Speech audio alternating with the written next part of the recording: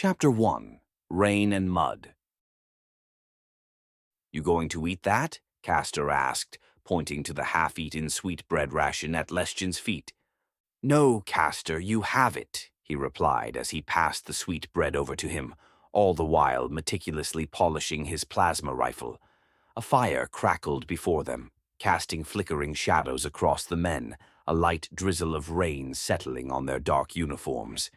"It always rains on this damned planet," Castor grumbled as he took a large bite of the sweet bread. "You always complain, Castor," Lestjan teased, a warm smile playing on his lips. Castor and Lestjan had grown up in the same village as kids, but when the Silvers had liberated their planet, Castor's parents moved to a larger city for a better life. He braided his woolly hair neatly and wore a large golden earring as a reminder of his home. "What planet are we on, anyway?" Bando piped up, seated across from Lestjan. "Yeah, what was it called again?" inquired Castor. "Ogula," said Lestjan. "Man, I miss our home," Bando moaned longingly. "This place is a muddy bog. How can anyone live like this?" "Don't start, Bando," Lestjan grinned, playfully teasing his friend. "It has a certain dull beauty to it, I reckon," he said, spitting on a plasma round and rubbing it with his thumb and index finger.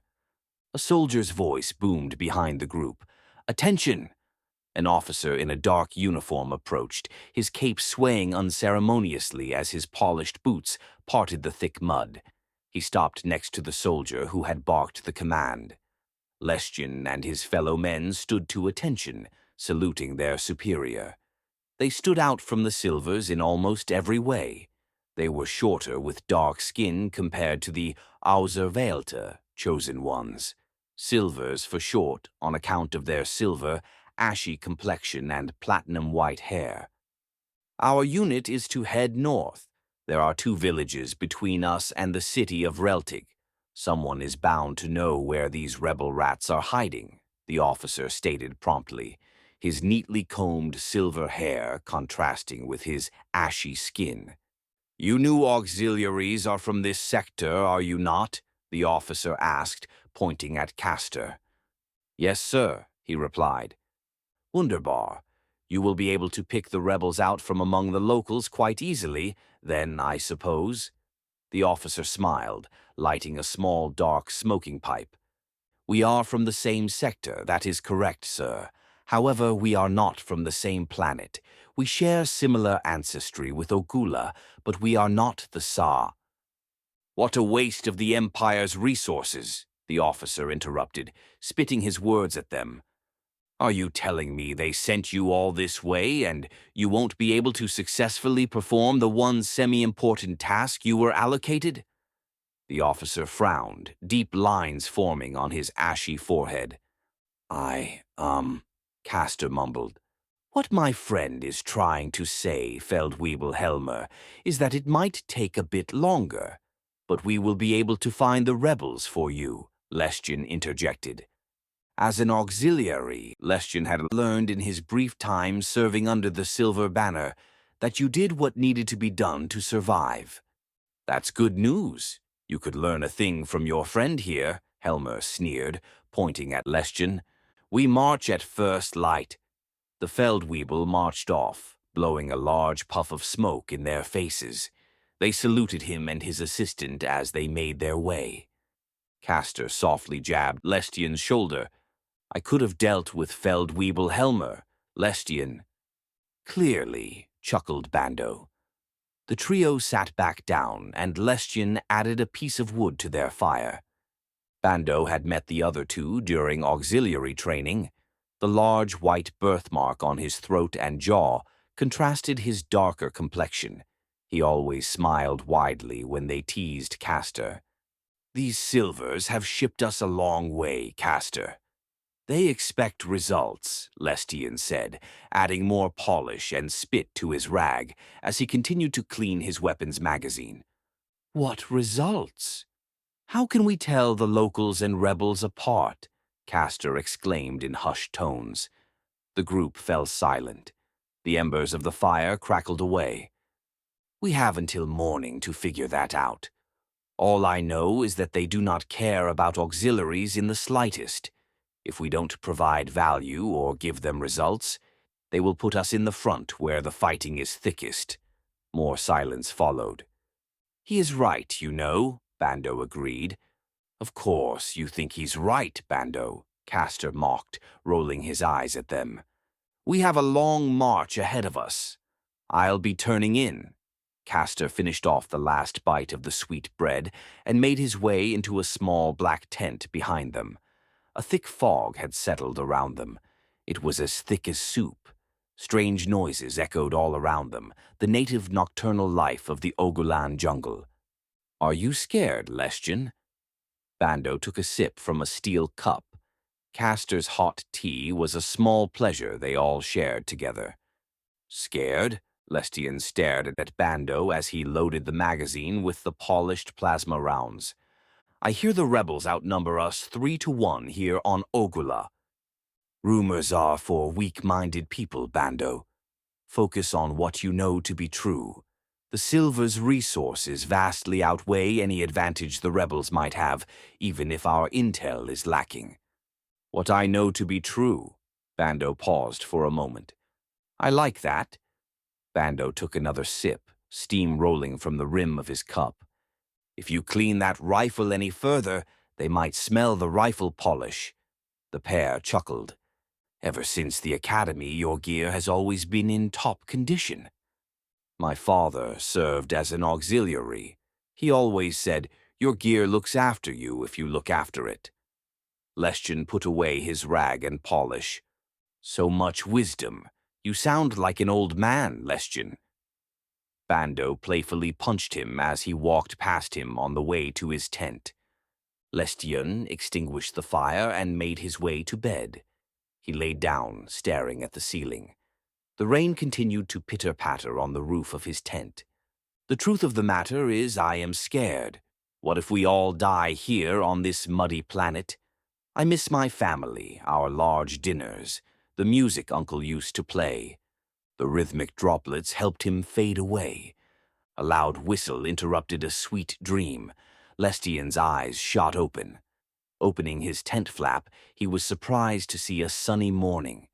Castor sat next to their faded fire, smoking a burner, with a small stream of smoke still rising from the ashes. A voice echoed from further down the platoon line. We move out in 15 minutes. You best hurry up, Lestjan.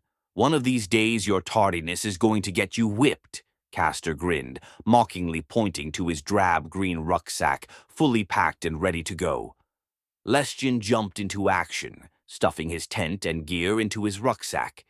He slept in uniform to save time in the morning. A man must know his shortcomings and work around them. He could hear his father lecturing him in the back of his mind. Always late, Lestjan, Bando teased as he walked up next to Lestjan, finishing putting away the last bits of his own gear. You know, for someone so wise, you really do lack wisdom when it comes to time management, Bando teased again. Castor laughed along. Yes, yes, the jokes are as funny now as they were 5 months ago in basic training. Lestjan's sarcasm only made the pair laugh louder. Here, Bando held out his hand as Lestjan zipped up his rucksack and loaded it onto his back. What is this? Lestjan took the cloth-covered item and opened it. Bando grinned. I managed to sneak you a sandwich. Lestjan smiled as the trio fell in with the platoon. Thanks, Bando, he said as he took a large bite. Let's go find these rebels, said Castor. Chapter 2, Lies. They had been marching for hours, ordered to halt and wait until Helmer and his troops cleared the village of Antox from any immediate rebel threats. The trio sat patiently amidst the lush Ogulan greenery. The rain had returned, gently adding to the ambiance. A rear guard of silver soldiers nearby seemed so out of place. A soldier clad in a pristine respirator approached the trio. So you can tell them apart, right? He was one of the new recruits that came with Lestjan and the other auxiliaries, often relegated to reserve duty.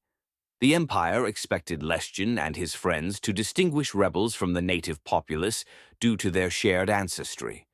"We do share common ancestors," Lestjan asserted as he stood up, adjusting his plasma rifle strap and helmet. The soldier peered at him through the visor of his respirator, appearing uncertain. "I'm not sure. We're moving out," another voice from the squad behind them interrupted. "We've received orders. Feldwebel Helmer and the rest of our boys have secured the village without any resistance." The soldier continued staring at Lestjan for a moment before turning away and joining his squad. Bando, standing beside Lestjan, commented, "This'll be our trial by fire." The Empire often recruited auxiliaries from various planets and stationed them within the same sectors, leading to some disdain from the rest of the Silver Soldiers who considered the auxiliaries inferior. "Do you guys know what to do?" Lestjan asked. A stern look moved across his brow. Bando nodded in affirmation, as did Castor. "We have to be valuable to Helmer," continued Lestjan. "Otherwise, we might be sent to the front to die in Eisen shield combat. Or worse, he might just shoot us on the spot for not contributing." "I'm just not sure, Lestjan," Bando hesitated. "Once we point people out, won't they be—" His words trailed off, and Lestjan glanced at him. "They will probably be hanged," Lestjan replied as he picked up his large rucksack. They fell in behind the soldiers, headed towards the village outskirts. Along the way, they passed grim faces and dilapidated stone huts. The rebellion's infamous symbol, 3 horizontal lines, each shorter than the previous, was etched in scarlet red on a few homes. Smoke curled from the chimneys of the huts, and silvers scoured the area, herding the remaining locals towards the center of the village. At the heart stood Feldwebel Helmer with another officer at his side. They were surrounded by a few soldiers and what seemed to be the village leader. Helmer studied a map while the troopers gathered the gaunt and broken residents. The inhabitants of Ogula were short, averaging just over 1.5 meters in height, with dark, umber-colored skin. The outskirts were mainly inhabited by farmers and livestock owners, clad in simple gray garments and plain wooden necklaces. The trio made their way to the wooden desk where Helmer had been stationed. They saluted him. "Follow Gefreiter Sin," he ordered as he pointed toward the officer entering an adjacent building. The structure was made of large gray bricks and boasted a straw roof. A 2-story structure, the bottom floor was used for housing brawn and smaller livestock, while the top floor was used for accommodation. A common design found in smaller villages across the sector, one that Lestjan recognized from his own village. As they entered the room, it felt dark and musty, devoid of any remaining livestock, casualties of the war. Their eyes adjusted to a disturbing scene coming from the right. Lestjan squinted, unable to believe his eyes. 2 uniformed silvers hung from a beam, bearing crudely scratched signs around their necks, their tongues severed.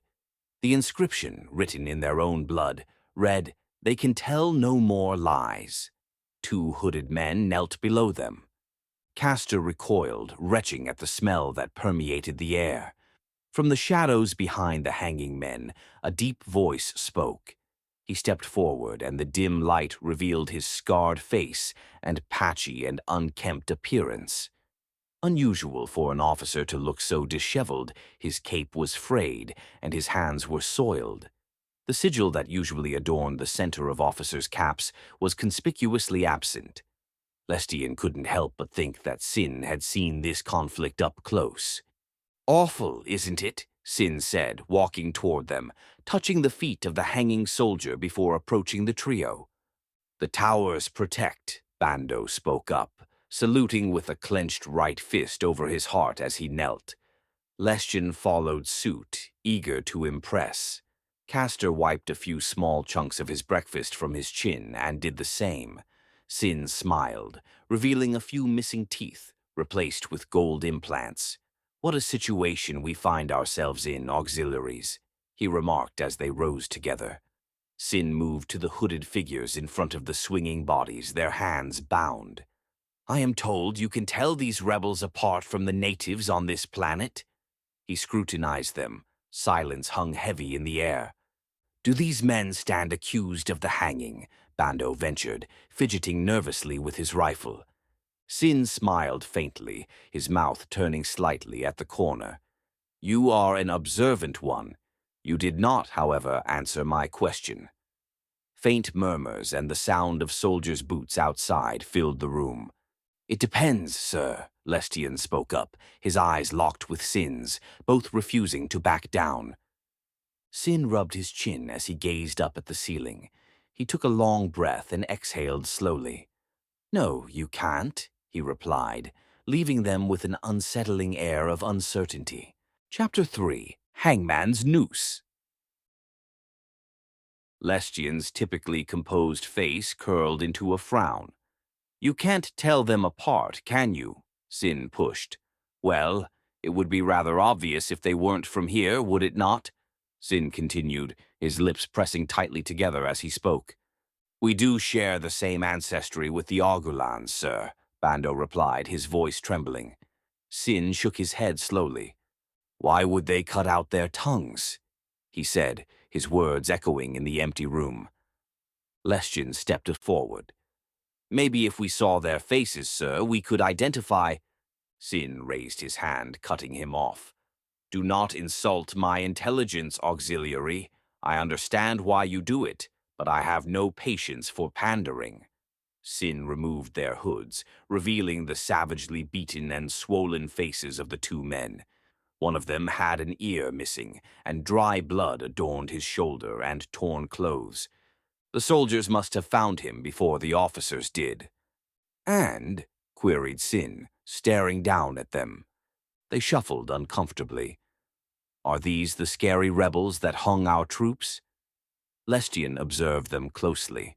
The left one appeared to be an older gentleman with much darker skin than Lestian and his friends.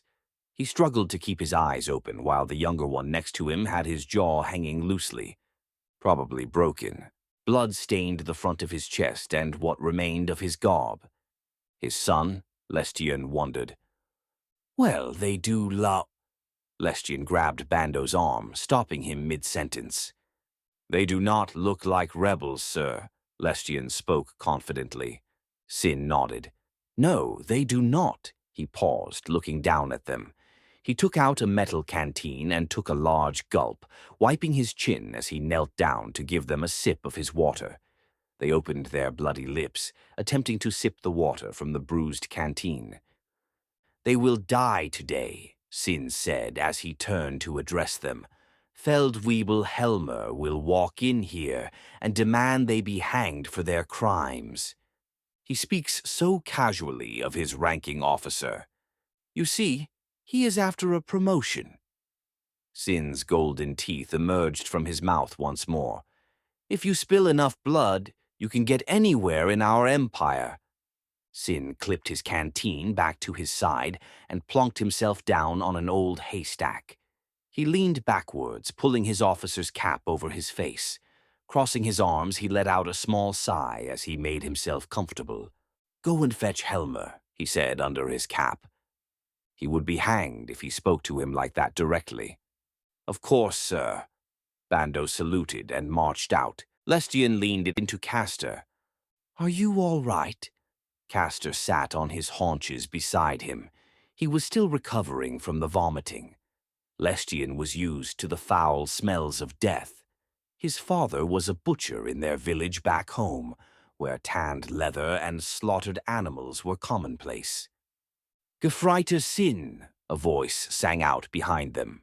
Helmer stood proudly at the opening of the door. I see, as per usual, you are playing your games. What games might these be? Sin replied under his cap.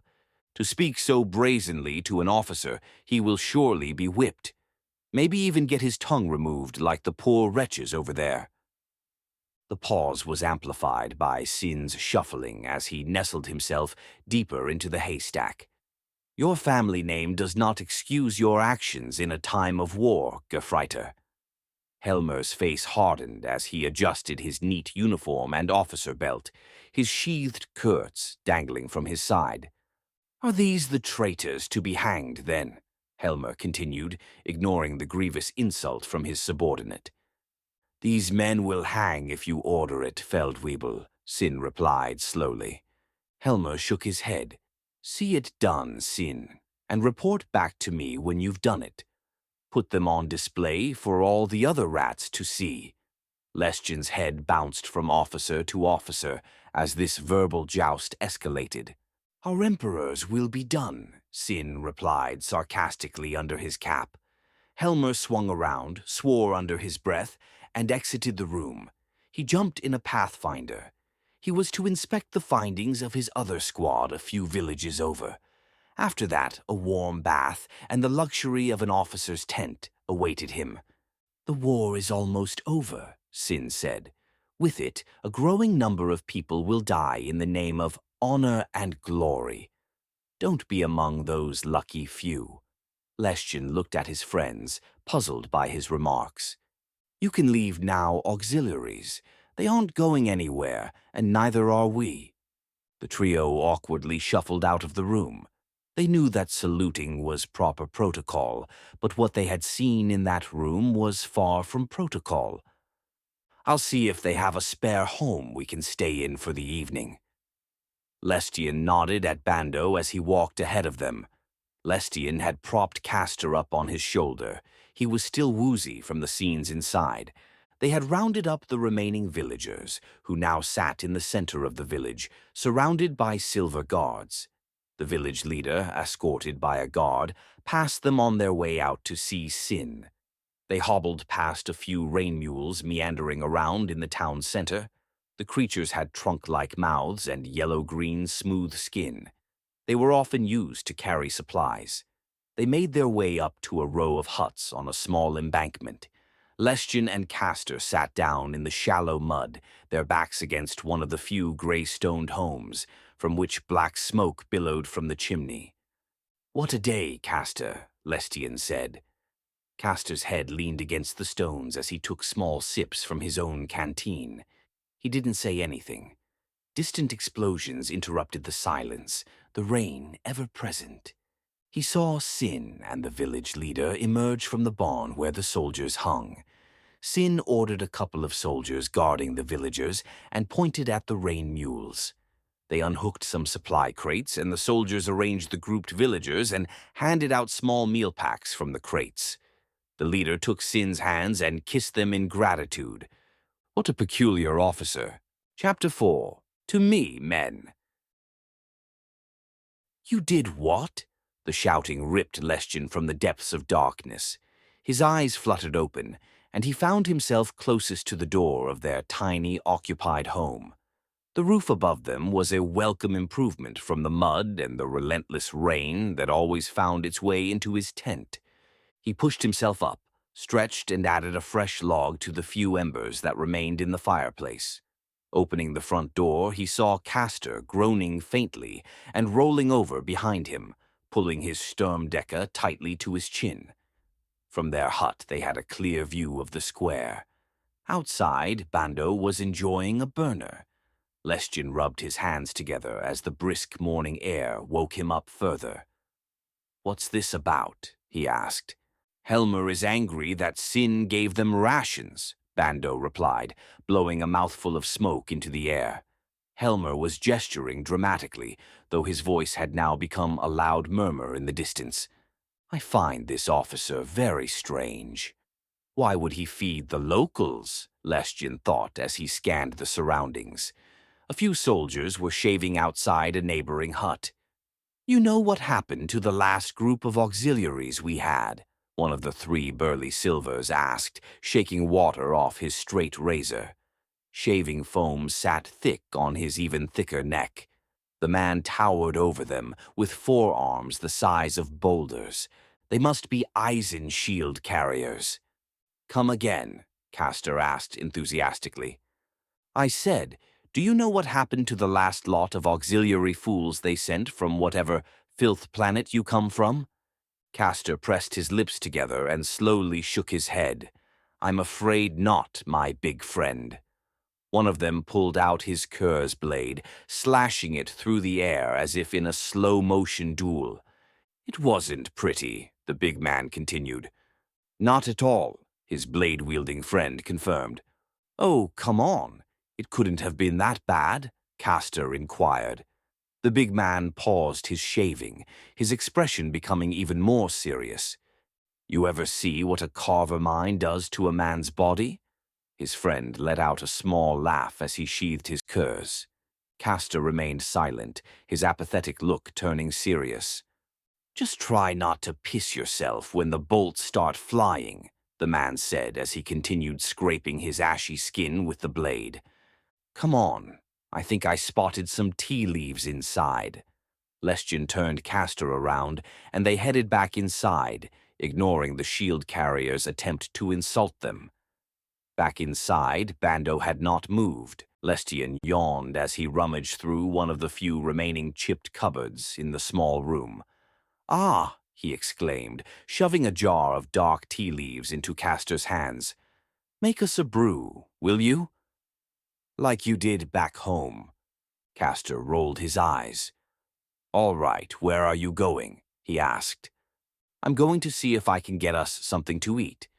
You know the Silvers always grab the good rations for themselves. Lestien pulled up his trousers and semi-tucked in his shirt. Castor nodded in agreement. Get me the one with the vegetables.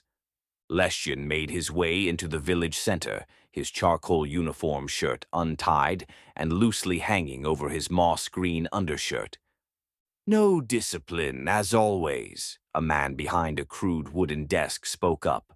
The dark ration packs were artfully arranged in rows beside him. The rain mules were being loaded by some Ogulans just outside the barn to his side. The soldier sat with a pen and clipboard in hand.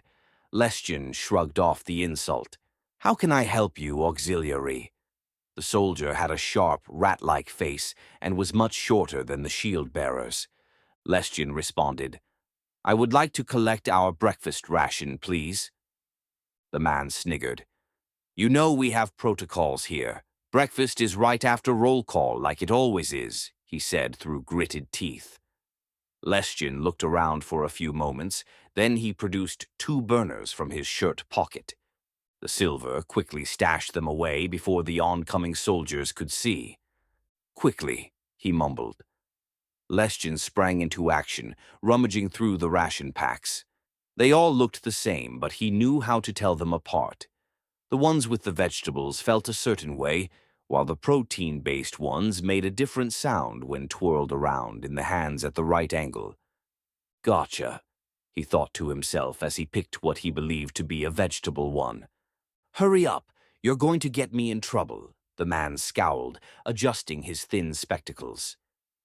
Satisfied with his efforts, Lestien held all 3 packs close to his chest and smiled at the soldier before heading back to their hut. He nodded at the group of soldiers on their way to roll call. The guys will be so impo. His eyes caught the faintest glimpse of movement in the low morning light. It came from between the huts they were staying in. He stopped and squinted.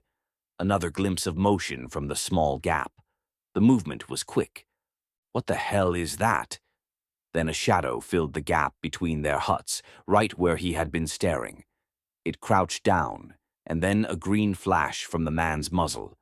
Lestien stood frozen as the bolt flashed overhead. The bolt tracer should have been a clear indication of what was going on, but he couldn't move. It felt like his boots were stuck to the mud beneath him. A loud howling and a series of shrieks came from behind him.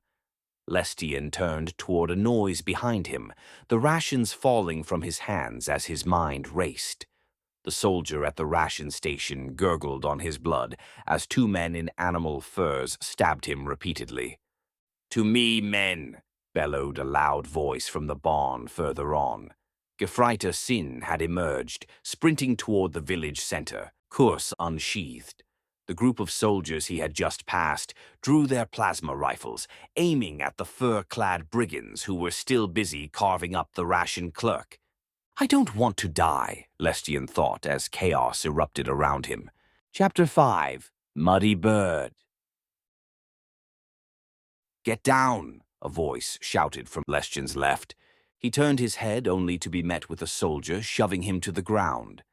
Bolts whizzed by as he plummeted into the black mud. The soldier returned fire towards the huts where part of the enemy assault was coming from. Lestjan wiped mud from his eyes and flailed his arms and legs, trying to look around. Behind him, Sin and a few men were locked in a fierce battle with brigands, swords clashing, men grunting, and blood flowing. The brigands wielded clipper blades, curved swords favoring slicing. Lestjan sloshed in the mud, clumsily trying to turn his body to face the large silvers next to their hut, who were also engaged with a group of brigands. Are these howlers?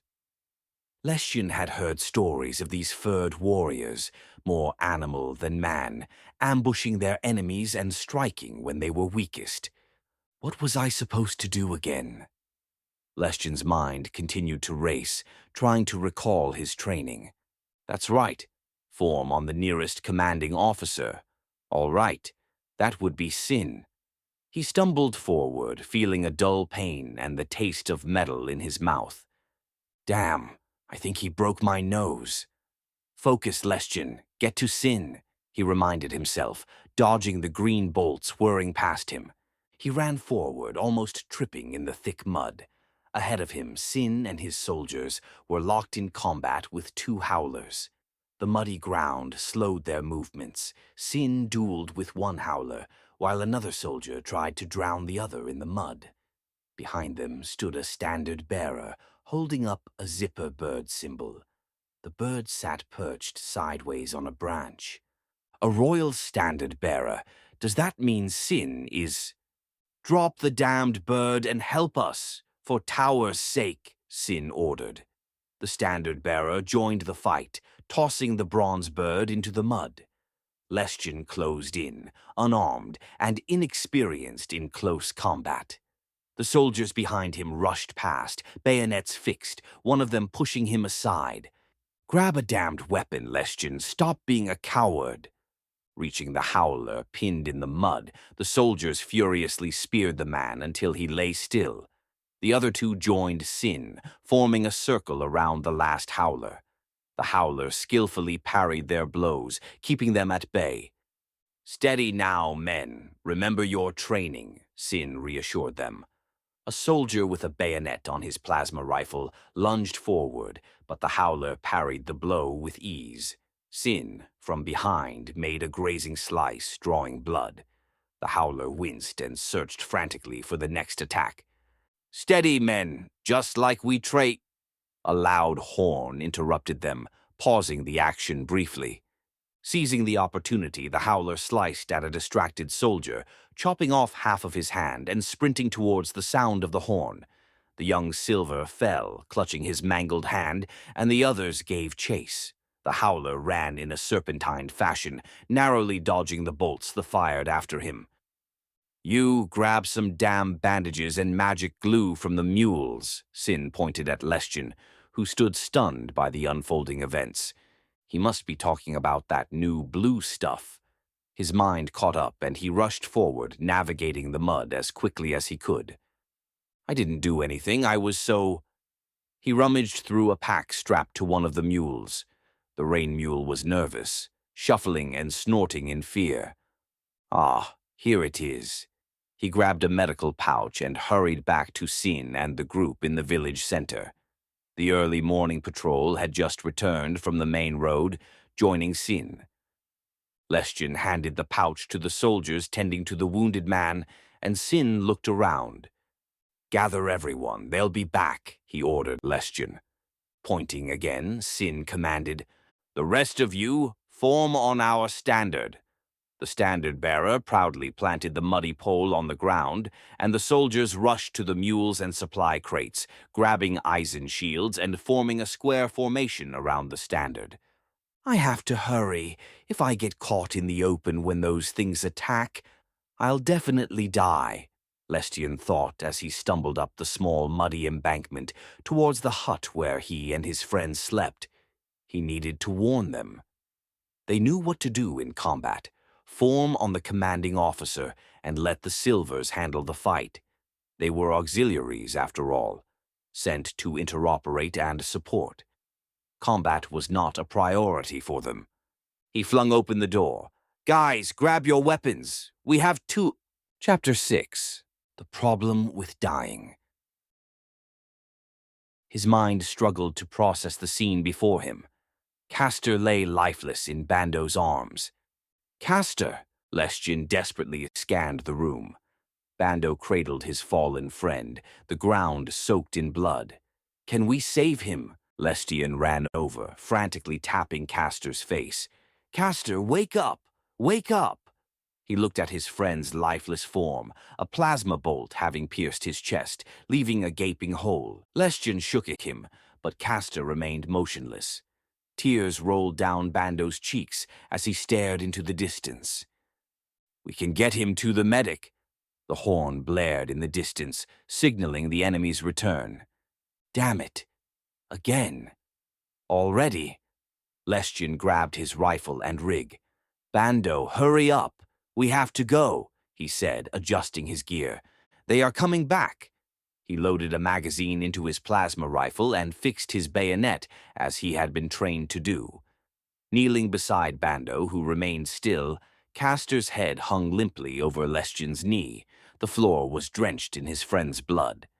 "Bando, please, I can't lose you too," Lestien pleaded, shaking him with no response.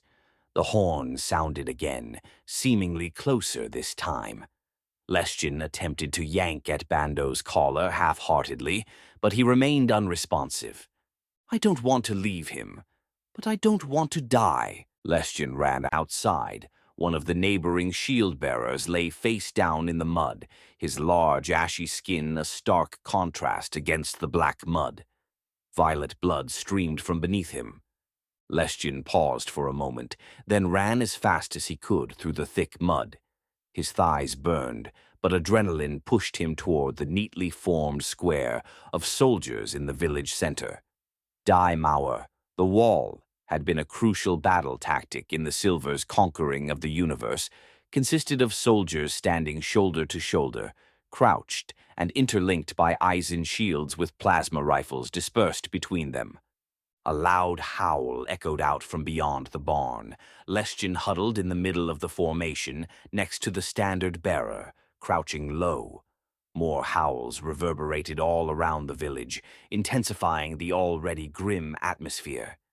"Do not think of home, do not think of better days," Sin began, speaking calmly, moving around the square formation. "Think of your brother next to you. Think of the things we've had to do to make it this far." He trailed off, and the howling seemed to grow louder. "The problem with dying is, it isn't as fun as living," he said sarcastically, eliciting chuckles from some veterans. Green bolts began raining down from all sides, bouncing off the shields. "Hold, men, this day will be ours. The towers are with us," Sin shouted. The bolts continued to rain down, but the formation held steady. These soldiers are veterans, experienced under fire, Lestien thought, trying to reassure himself. The shields deflected the bolts with a distinct cracking sound. They were firing from a distance, and the Silvers were well practiced at this. "Return fire, men," Sin commanded. The soldiers between the shields shot back at the enemy. Lestien peeked toward their hut to see if Bando had escaped, but the chaos made it hard to see anything. A thud drew his attention as a soldier next to him fell. The rifleman firing over the shields was hit. Sin tapped Lestien's shoulder, directing him to help the fallen soldier. Lestien dragged the wounded soldier toward the center of the formation. As he turned the man over, he saw that half of his face was missing. Lestien recoiled and steadied himself as a wave of nausea came over him. "You, auxiliary, take position!" Sin pointed to the spot in the formation where the soldier had been. Lestien moved cautiously towards the line. "I am going to end up like this man." Lestien turned pale. "I said there," Sin spoke louder, pointing to the same spot. "Move it, auxiliary." Swinging his rifle from his back, Lestion continued his approach of the area. The shield-bearers stood shoulder to shoulder, taking hits and grunting from the effort it took to maintain their grip. "Shoot at them! Kill these rebel dogs!" yelled one of the soldiers. "Come on, Lestion, just peek over and shoot, just like you were trained to do." The horn sounded again, and the incoming bolts ceased. Lestion summoned the courage to peek over the shields. The huts were riddled with holes. The rain mules lay motionless behind them, one twitching and groaning in pain. "Is it over?" he wondered as the skies opened up with heavy rain. "Is that Bando?" Bando crouched at the door of their hut, having somehow survived the intense firefight. He jerked his head around to see if the coast was clear. Lestion waved him over, and Bando ran toward them. Chapter 7. Fur and Flesh. "He's going to make it." Lestion's heart raced as he watched Bando crawl through the thick mud toward them. Rain pounded down, blurring his vision. "Run, Bando," Lestion urged. Bando grunted, inching closer. In that same instant, a streak of green light lashed out from just outside their hut. Bando clutched frantically at his neck. "No!" Lestion yelled. Bando slowed, then stumbled and fell to his knees. Lestion could see blood flowing from Bando's neck and through his dark fingers. "I have to save him!" Lestion pressed the shields in front of him to create an opening. Sin jerked him back and scolded him sternly. "What the hell are you doing?" Lestion tried to explain, but Sin cut him off. "They want you to venture out, auxiliary." Sin's smile was almost mischievous. Lestion quickly repositioned himself, peeking slightly over the large Eisen shields. Lestion screamed desperately, "Hold on, Bando! We'll come for you!" Blood now covered Bando's entire torso, his face dangerously pale. His strength abandoning him, he collapsed face first into the mud. "Bando!" Lestion yelled. "Is it over, sir?" a soldier asked from the formation. "Hold fast, men. They are testing our resolve. They are waiting for us to break formation." The soldiers remained tightly locked. Bando lay motionless on the ground about 10 meters away. No one spoke. All were focused on survival. Lestion couldn't take his eyes off Bando. A shield-bearer looked back at him, straining his neck. "Hey, auxiliary, grab your damned rifle. You're going to get us killed." Sin had yanked him so hard that he dropped it. Scrambling, he picked it up, wiped away most of the mud, and pointed it at their row of huts. A single howl from behind the barn sent chills down his spine. His heart pounded even faster. Then a cacophony of loud howls and shrieks surrounded them once more. "Charge!" a raspy voice bellowed. Howlers emerged from all corners of the village, rushing toward the formation. "Cut them down!" Sin ordered. Lestion fired his rifle, stunned by the sheer number of howlers. The enemy had concealed themselves masterfully. He shot into the oncoming rush, unsure if he hit anything. "Aim, shoot, fire, repeat," Lestion repeated to himself as he rained plasma bolts on his foes. He inserted a fresh magazine. "Brace," Sin commanded. The formation rose from their crouch positions, the shield-bearers bracing themselves for the charge. Lestion shifted his rifle from firing over the shield-bearers to thrusting it between their two shields. From this position, he could stab any enemy who got too close while continuing to fire bolts. Howlers jumped and clashed with the formation, their blades clanging against the shields. The soldiers held their ground. A few new recruits, the standard bearer, and Sin maneuvered within the formation. Sin barked orders, trying to spot any weaknesses. Lestion reached for another magazine, but he had run out. The mud sloshed as they slid around, the howlers slashing and hammering at the Eisen shields. Lestion thrust violently between the shields, trying to pierce flesh and fur. He felt his bayonet graze something, but never landed a solid hit. These howlers were seasoned in fighting these formations. Another thrust and miss. A yell from behind him made him turn his head. Two howlers had wedged themselves into a gap, exploiting a hole made when a shield-bearer was injured. The howlers pushed, attempting to widen the opening for the horde to pour in. Though they briefly managed to infiltrate the formation, the shield-bearers quickly closed ranks. Sin sprang into action, drawing his curs and lunging at one of the howlers.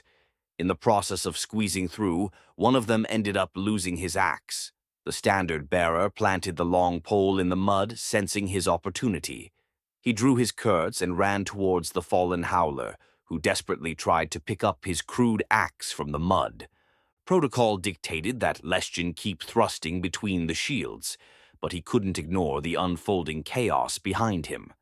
The howler had regained his axe and was attacking the standard-bearer, who struggled to parry the hard-hitting blows. Sin and his opponent fought fiercely, neither gaining the upper hand. Damn it, should I go help? The shield-bearers in front of him strained to keep the other howlers from breaking their formation. A yelp caught his attention once more. The standard-bearer clutched his missing hand, writhing in pain. Another swift blow from the spiked end of the battle-axe silenced his agony.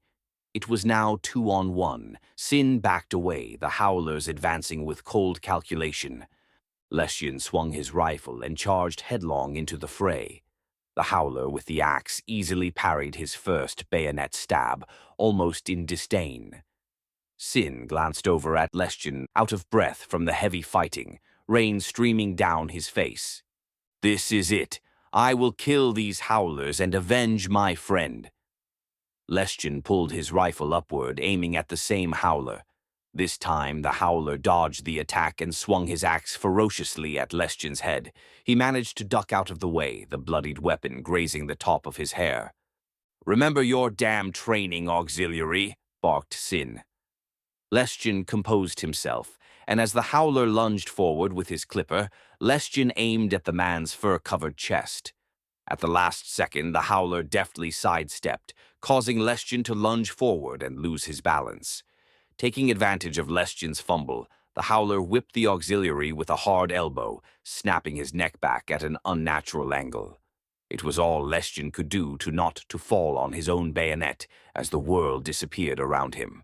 Chapter 8. Tea Leaf. The white birthmark on Bando's neck looked peculiar. Lestion's eyes strained as they focused on the unusual patch on his friend's neck. "How is he?" He widened his eyes a bit further. "Am I dead? Are we all together again?" A sharp pain shot through his jaw, jolting him back to consciousness. The mysterious mark belonged to Sin. In fact, it was a bandage strapped around Sin's neck. He gently felt his jaw, which was wrapped in a bandage of his own. Sin's head rested on a small cabinet across from him. "What the hell happened? How am I alive?" "You still with us, auxiliary?" Sin's eyes opened slightly. His voice was raspy and hoarse. "I am, sir," Lestion managed to mumble. Sin's yellow-gold smile reappeared. "Good, auxiliary." Sin lifted his head. "He will punish these poor people now." Lestion frowned.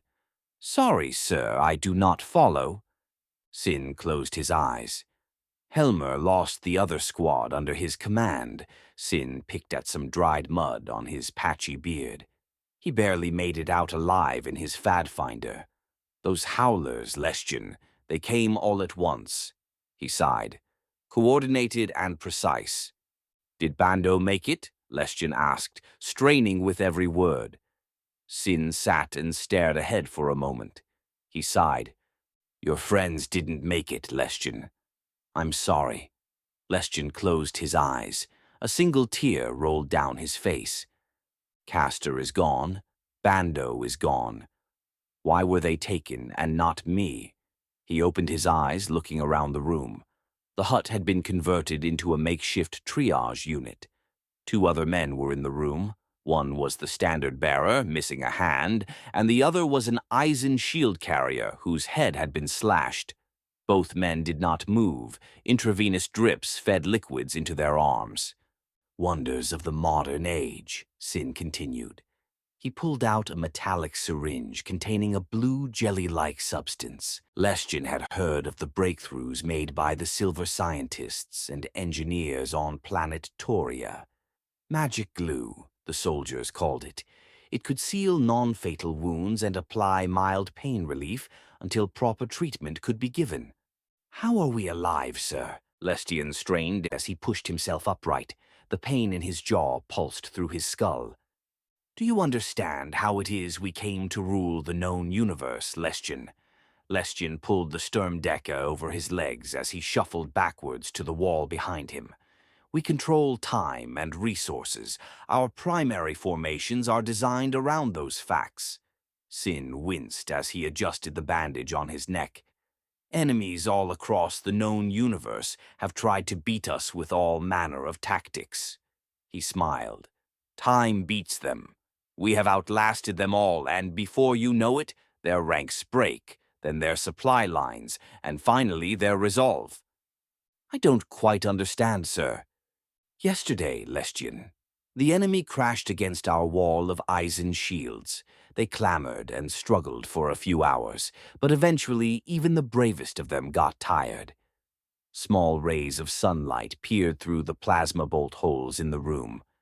"Cutting down a tired howler was much easier than when they initially came at us."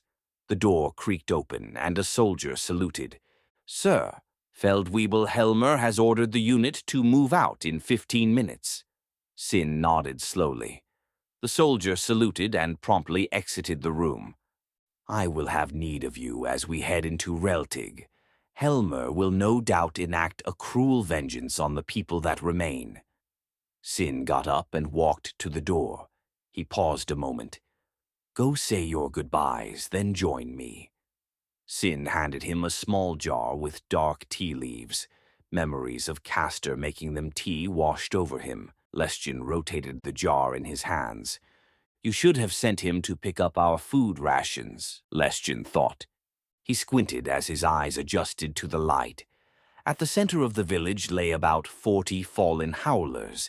It was a mess of fur, blood, and muck. Some were missing limbs. A few desperate villagers were sorting through the bodies to find trinkets that might be worth something. The rest of his unit was formed around an ancient and Helmer. Sin stood with his men, listening to Helmer bark orders. The ancient reinforced Helmer's words by quoting some old texts that the Silvers believed in.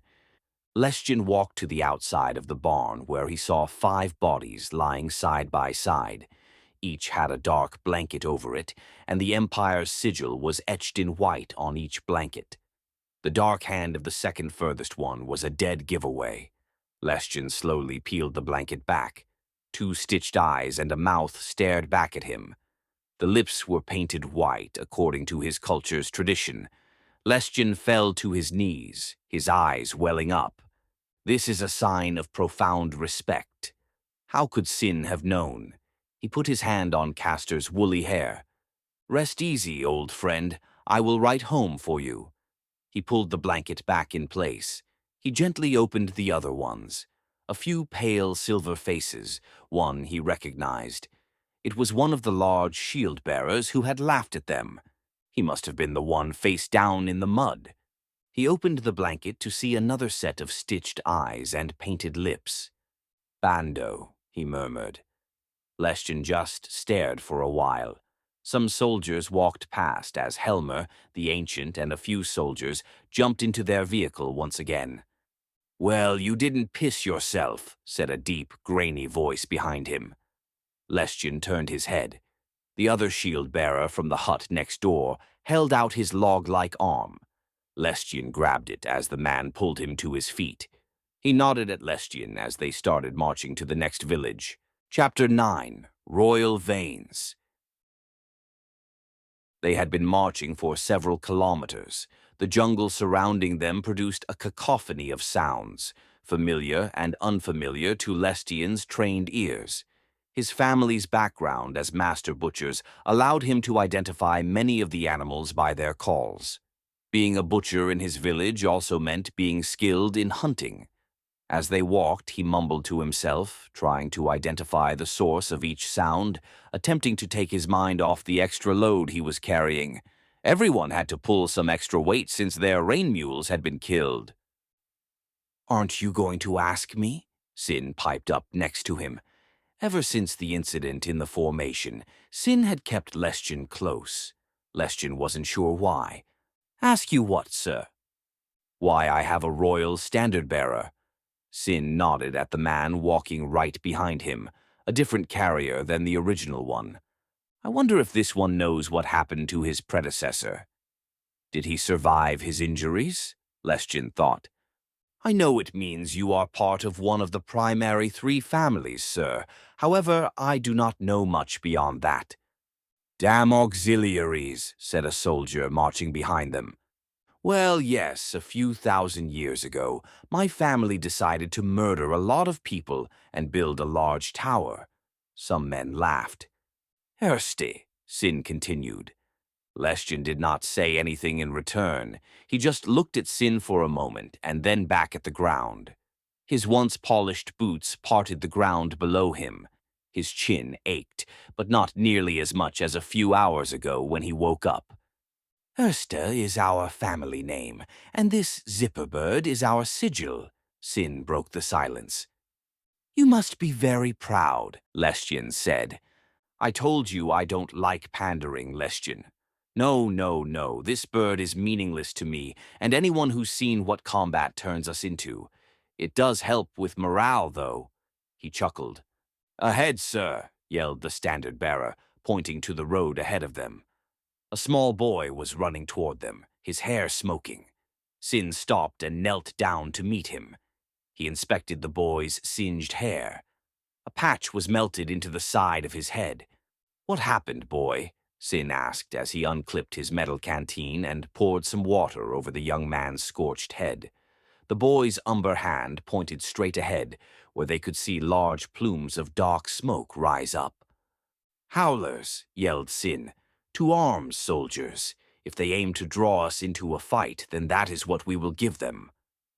The worn, rugged soldiers drew their Kurtz blades. Shield-bearers formed loosely to the side as the column rushed down the road. They moved around the bend, and the smoke and ash thickened as they made their way forward.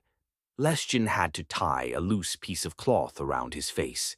The Silvers in his unit had respirators built into their helmets, which they clipped on. He coughed as the unit slowed to a careful walk into the chaos unfolding in front of them. The main town came into view, with buildings on either side of the road burning furiously. The village was constructed similarly to the one they came from, with small homes and storage buildings centered around a town square. They could hardly believe their eyes. The villagers were rounded up in the town square, hunched over and sad. Helmer marched up and down with his arms behind his back. All of the buildings around the square were set ablaze. A few villagers ran to try and put out the fire, but some of Helmer's personal guards struck them and dragged them back to the town square. Sin stood for a moment. His face remained statue-like. He slowly took off his officer's cap. "Stay here, men. Lestion, on me," he ordered as the rest of the unit sheathed their blades and looked around nervously for any howlers. Lestion followed closely, coughing as the thick, dark smoke filled his lungs. Sin led the boy they had met earlier to the town square, where 2 people got up and hugged him. Lestion assumed they were his parents. "And this, Helmer?" asked Sin in a raised voice. The flames blazed violently.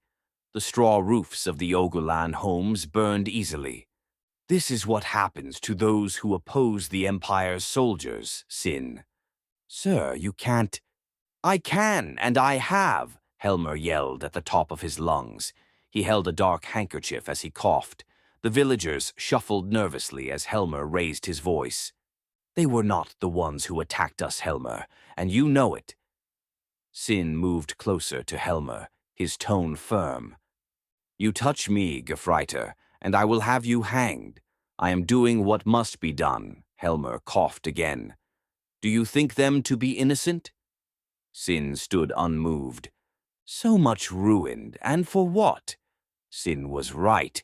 Helmer is cruel. Get your men ready, Sin. Helmer spoke from behind his handkerchief. We have to reach Reltig by morning. We have a big day ahead of us. Get to it. Sir, my men are... No, Sin. This is not up for debate. The city is mostly abandoned according to the last reports they sent over the radio. Helmer saluted, waiting for Sin's reply. Sin begrudgingly followed suit, his face seething with anger and frustration. Helmer and his guards sped off once again in their vehicle. He is reckless, Lestion. Sin turned to him. He is acting out of bounds and protocol. He doesn't even wait for the towns to be cleared. Lestion looked up at him. He's dangerous, Lestion. I'm afraid of what he might do. Sin scratched at his patchy beard, adjusting his worn cape. Go and tell the men to move up. Tell them to unhook as many rations as we can spare. Yes, sir, replied Lestion. I'm also scared of what is to come. I could really use one of Bando's silly jokes right about now. Chapter 10, One Life for Another. The weight of the large rucksack bore down heavily on Lestion's shoulders as he trudged through the thick mud, rain streaming down his poncho. They had been marching for 4 hours on a dark, mud-covered excuse of a road. In the distance, the low glow of flames and smoke indicated the location of Reltig. This was their original assignment, to capture the city, as it was suspected to be a rebel stronghold. The memories of his fallen friends kept gnawing at him, a constant ache in his heart. Their unit marched on, with Sin and his standard-bearer a few strides ahead. Lestion and the rest of the unit hobbled along, their large backpacks slowing their marching speed significantly. The recent battle had taken a toll on them. Amid the occasional lightning rumble, the Silvers hummed a marching song to break the long silences. The new day was approaching, and Lestion was filled with uncertainty about what lay ahead. The events of the past days haunted him, his friends dying, people being hanged, and savage attacks from unknown assailants. Surviving felt bittersweet, leaving him to wonder at what cost. Lestion. Sin turned his head and waved him over. I've not seen Helmer like this. Lestion walked beside him now. I fear the worst. Lestion remained silent, unsure why Sin was sharing this with him. Why is he saying this to me? Does he not have others he can talk to? As they continued to march, Lestion finally spoke up. May I ask you something, sir? Of course, trooper. Why are you confiding these things in me, sir? Lestion inquired, puzzled. Most Auserwählte won't even talk to us auxiliaries. Yet here you are asking me these questions, sir. Their boots sloshed through the muddy path as a creature's distant cry echoed in the distance. Sin frowned in thought. My family holds a prominent position in our great empire's trade and economy. We've amassed wealth and built a large tower, Sin said. The standard-bearer let out a half-hearted laugh behind his respirator.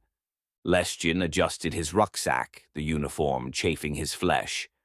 I personally don't know much about any of that, but I do know a good man when I see one, he replied, sincerity in his voice. Despite his position, Sin had treated Lestion with a level of respect that was rare among the Silvers. Oh, and you saved my life, Sin added cheerfully. How on earth? I'm still not sure how I even made it out of that battle. I will give it to the Howler. He hit you good. You were out cold, Sin said, recalling the incident. I'm not sure how my being unconscious saved you, sir. War is nasty business, isn't it? Sin said, sighing. He shook his head. Sin certainly is a strange man.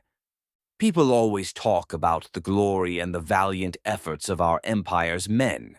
They never tell you what really happens, though, Lestion. Lestion adjusted his rucksack. He could feel his uniform chew at his chafed flesh. Anyways, the brute was so focused on killing you, I managed to run my blade through his spine. A few twists of my curds between his vertebrae rendered him useless. Lestjen looked down. Like I said, you saved my life. Well, that is what the report shows anyway, Sin said, winking at Lestjen. Damn it, came a cry from behind them. Sin stopped and turned. Lestjen drew a torch and shone its light around them. The unit had been marching in the low light of the planet's moon. They spotted debris and bodies strewn on either side of the road, the bodies swollen and emitting a foul stench. They have been here for a while, Sin murmured. We're getting close, men.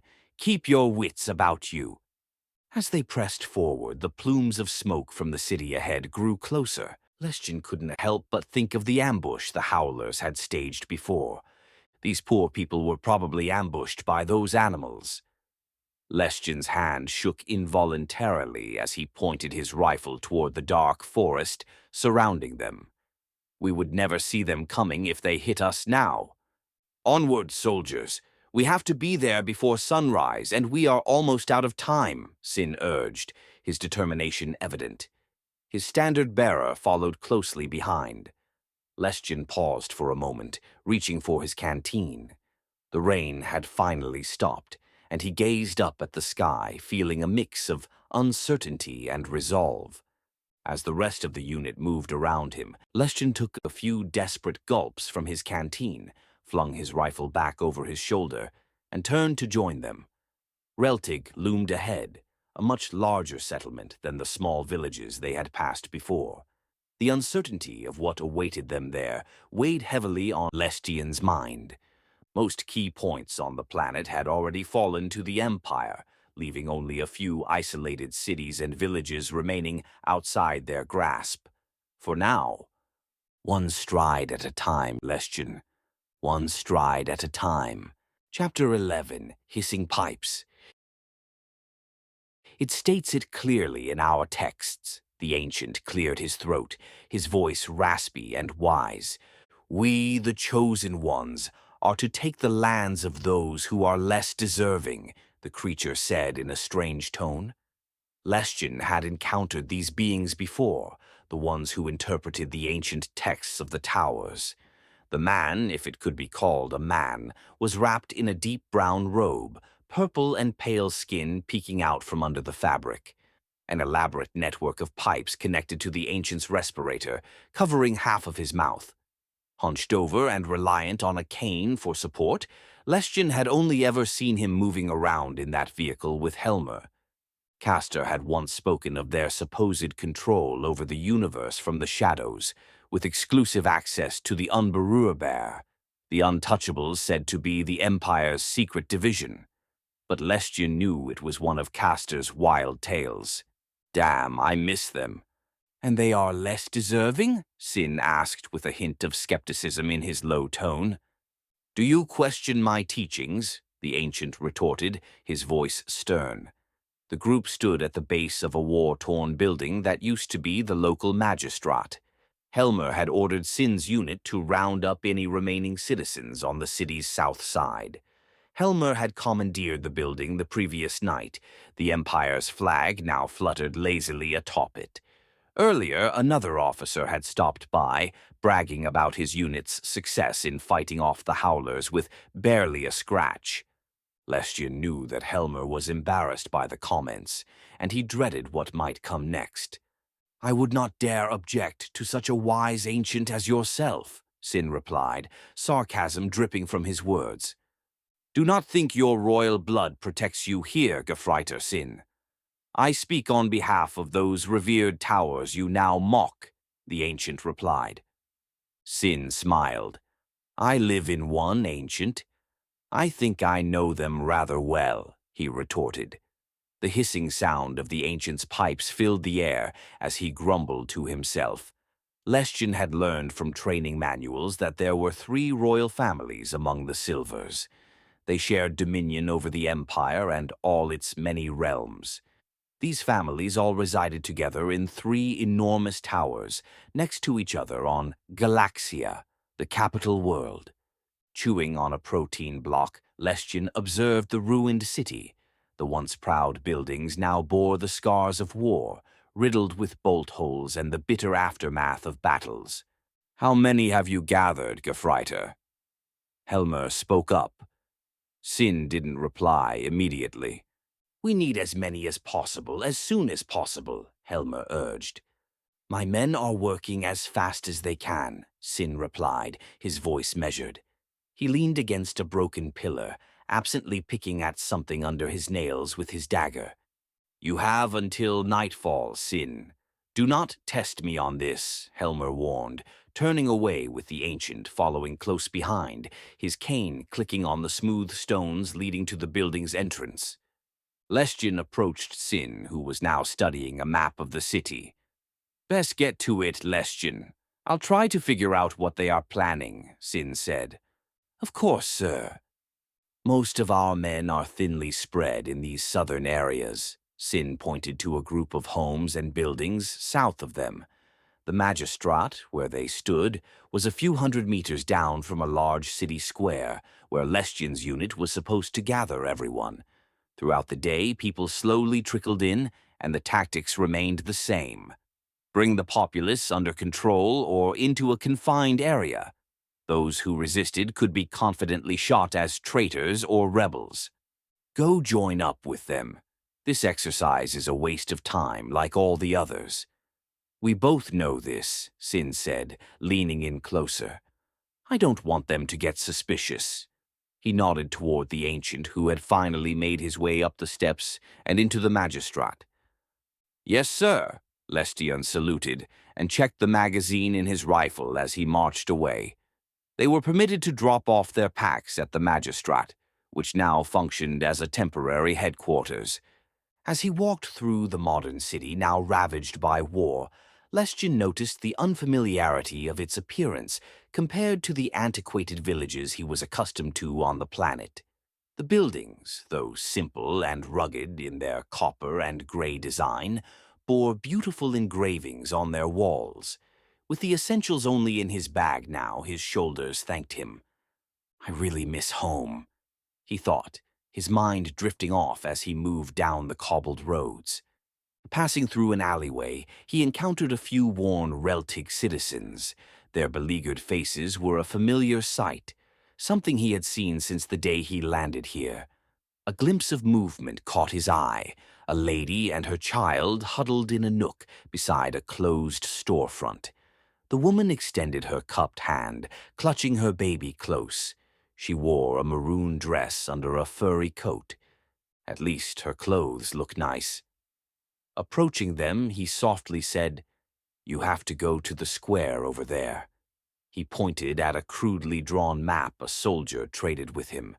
The woman gazed directly at him, her eyes dark and filled with pain.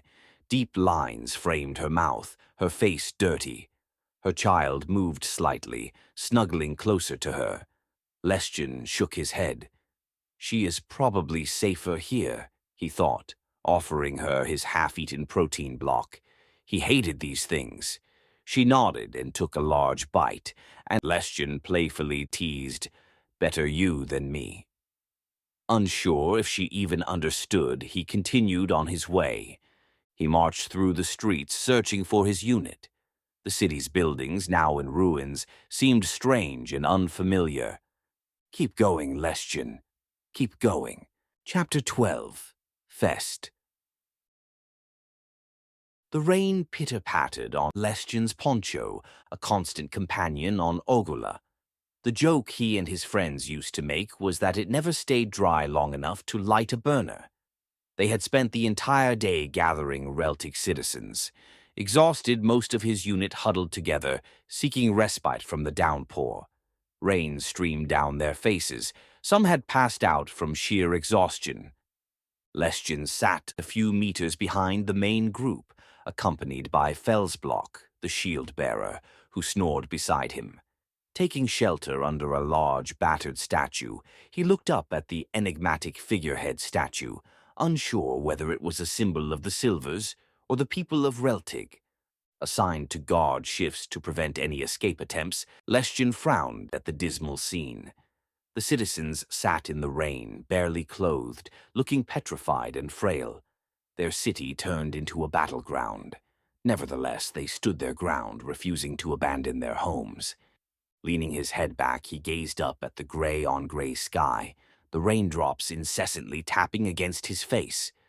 An unusual sight caught his eye. A small star off in the distance, appearing even brighter as the minutes passed. Strange to see a star at this time of day, he thought to himself. The constant glow made him feel even more lethargic, and he appreciated the chance to rest, even if it meant sitting on the cold cobblestones amidst death, decay, and the constant threat of attack. Felsblock's snoring added an eerie ambience to the scene. His eyelids grew heavy, and his mind drifted to happier memories of hunting with his brothers and the laughter of girls on the dance floor. A painful thought then shot through his mind like a plasma bolt. No. He looked back at the star to see if it had gotten even closer. No, it can't be. He can't do that. Just as he was about to get up, the Fadfinder's wheels skidded on the slick stones behind him. Helmer, Sin, the Ancient, and two of Helmer's escorts disembarked from the vehicle. Leschan hurried over to Sin, who grabbed him by the collar and leaned in. I know what he was planning, but it won't work. You don't need to lie. Just speak the truth, Sin said before Leschan could speak, winking at him before moving with the group. Leschan watched as the scene unfolded. We are at war, Helmer's voice boomed across the courtyard, echoing in the rain. The sleeping soldiers lifted their weary heads. These people have harbored our enemies for too long. He paced back and forth while Sin, the Ancient, and Helmer's guards stood behind him. No longer, he bellowed. No longer will you be able to suckle on the teat of our glorious empire while the enemy walks among you. Helmer turned to Sin. You will point out the rebels among this group. Sin's face remained resolute, unwavering. The rebels we fought, sir, they did not look like... I said you will be pointing out the rebels to me, Gefreiter, or you will be shot. Helmer drew his plasma pistol, cocked back the slide, and pointed it directly at Sin's head. Damn it. I've never seen Helmer this angry before. Sin raised his hands. Very well, him. He pointed to a young man not much younger than Leschan. The guards immediately seized him. Helmer leaned in and whispered something to Sin. Then Sin pointed at Leschan, and Helmer waved him over. What the hell? Okay, think, Leschan.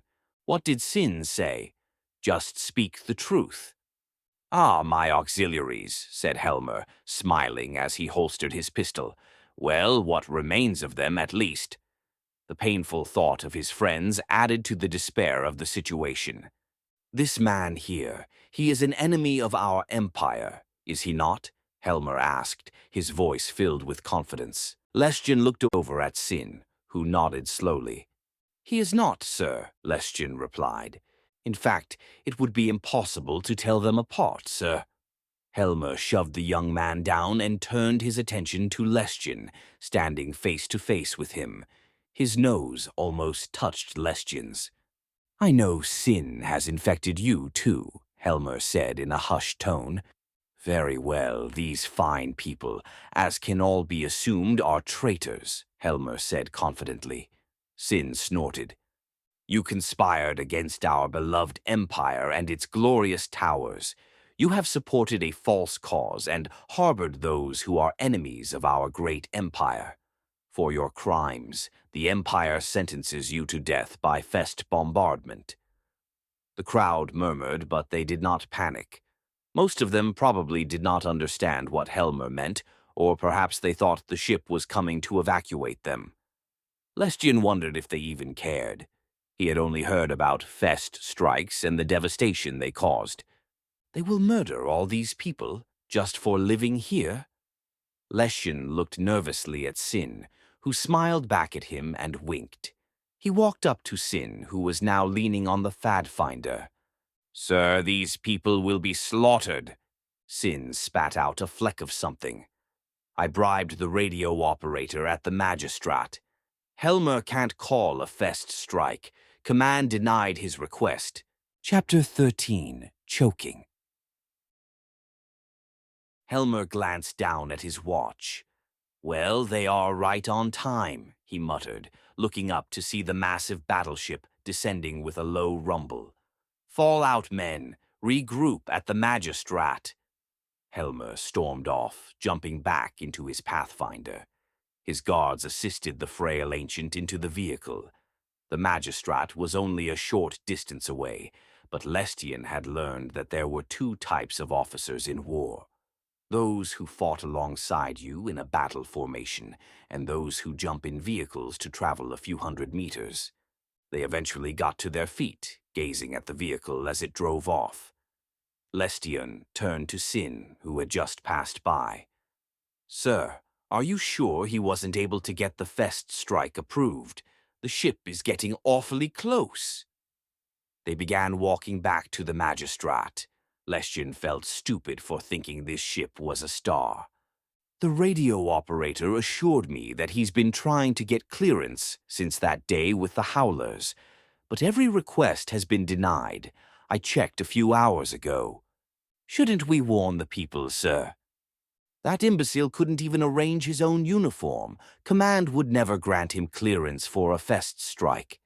There was a hint of hesitation in Sin's voice. He looked down, then back at Lestian. Suddenly he stopped walking and his eyes widened.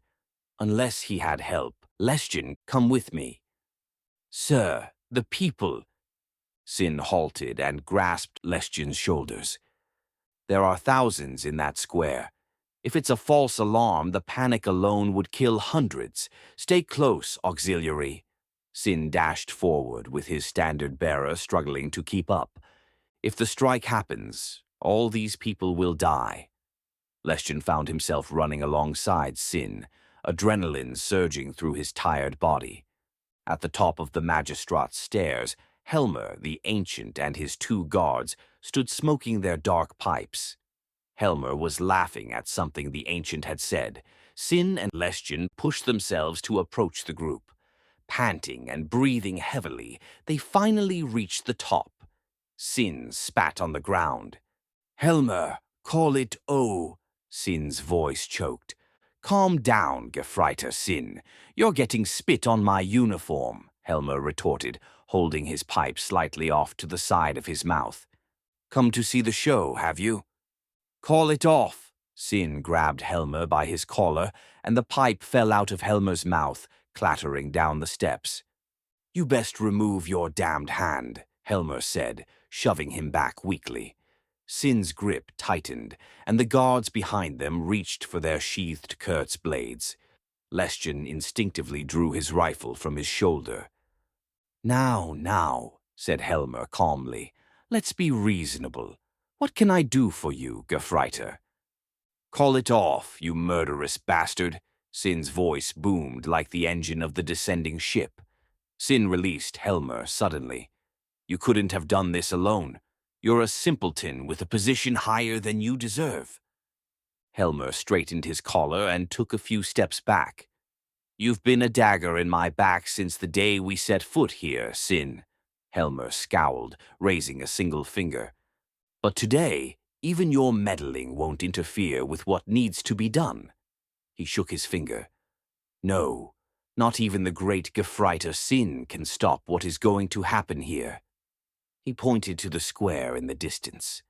The battleship began producing a low, rumbling noise. Sin bellowed in a moment of abject despair.